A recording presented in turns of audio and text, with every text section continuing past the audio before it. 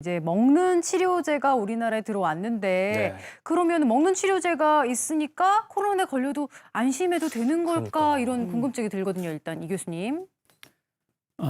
네, 당연히 안심을 하시면 안 되고요. 네네. 이 코로나19 치료제, 먹는 치료제인 팍스로비드는 코로나 바이러스에 있는 단백질 분해 효소를 억제하는 약물로서 이거를 먹음으로써 바이러스의 복제를 억제하게 되는 겁니다.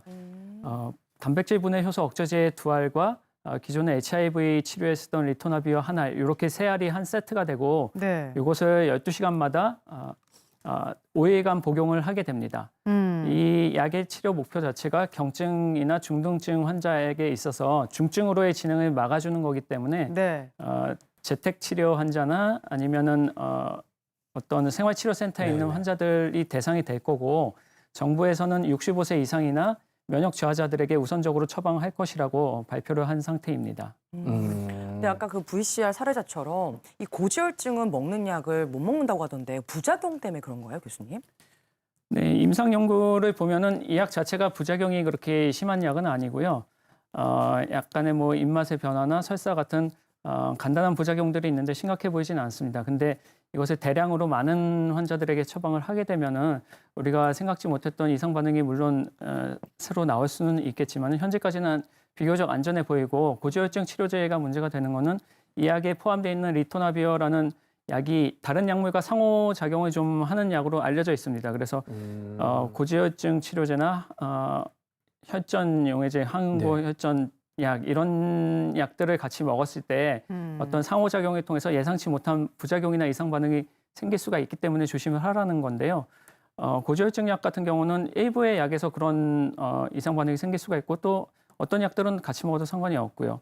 그리고 경우에 따라서는 한 5회 정도 약 끊었다가 이 팍스로비드를 복용한 후에 다시 고지혈증 약을 먹는 방법도 생각해 볼 수는 있습니다. 근데 끊을 수 없는 약을 먹고 있을 때는 의료진과의 상담을 통해서 이 약을 처방을 할지 아니면 어떻게 해야 될지를 조금 논의하는 과정이 필요할 것 같고요. 네. 이러한 약들이 복잡하기 때문에 정부에서는 어떤 약제 부작용 점검 시스템을 통해서 이런 것들을 체크를 하려고 하고 있는 것 같습니다. 나에게 해당되는 약이 있는지 잘 한번 따져보시고요. 그 다음 궁금증 만나보겠습니다.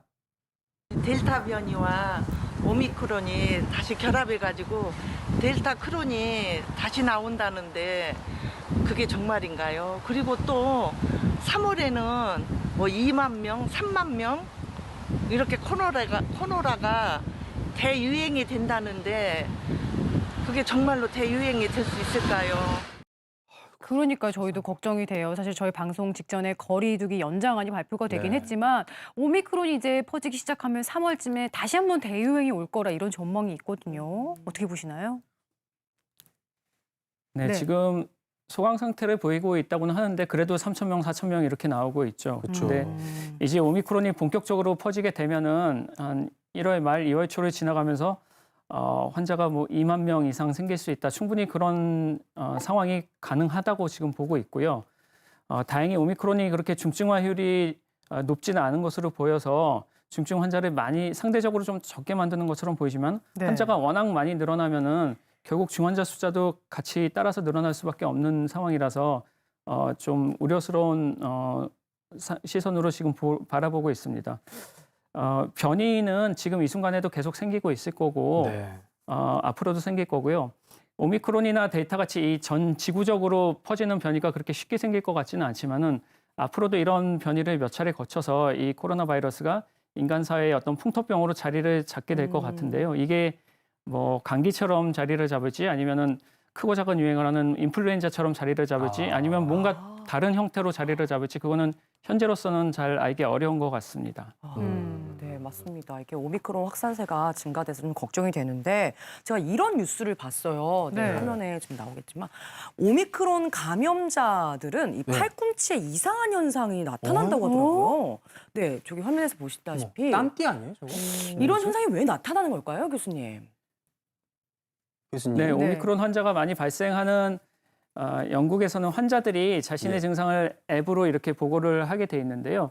거기서 여러 환자들이 저런 팔꿈치에 어떤 피부 발진이 나온다든지 아니면 손이나 발에 어떻게 열꽃처럼 나오기도 하고 뭐 두드러기처럼 나오기도 하고 다양한 형태의 피부 발진을 지금 보고를 하고 있는 것 같습니다. 뭔가 면역 반응과 연관이 돼 있는 것 같은데 확실히 어떤 원인은 잘 모르겠고 어떤 환자에서 얼만큼 생기는지 이런 것들은 앞으로 이런 데이터들을 좀 종합해서 본 다음에 다시 말씀을 드려야 될 것 같습니다. 네, 임의로 자의로 판단하지 말고 의심되면 꼭 검사를 받아보시고요. 그 다음 네. 궁금증 보겠습니다. 이제 백신 패스가 없으면 마트에 장을 못 보러 가는 거죠.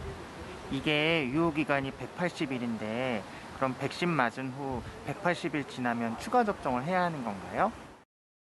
그러니까요. 백화점이나 대형마트 같은 네. 공공장소에 백신 패스가 적용되면서 여러 가지 말들이 많았는데 시행 기준이 정확히 어떻게 되고 또 어떻게 대처해야 될지 궁금합니다. 네, 방역 패스에 대해서는 저도 좀 찾아봤는데요. 그 어떤 이용자가 대규모 점포나 다중 이용 시설에 들어가려고 할 때 QR 코드로 백신 접종 완료한 사실을 인증을 하거나 PCR 음성 확인서를 제시해야 되는 것 같습니다. PCR 음성 확인서는 유효기간이 48시간 정도인 것 같고요. 코로나19 완치자나 어떤 중대한 의학적 이유로 백신을 맞을 수 없는 분들은 격리 해제서나 어떤 그러한 이유에 대한 증명서를 제시를 해야 되는 것 같습니다. 미성년자나 점포에서 일하시는 분들은 이런 방역 패스의 예외 대상인 것 같고요.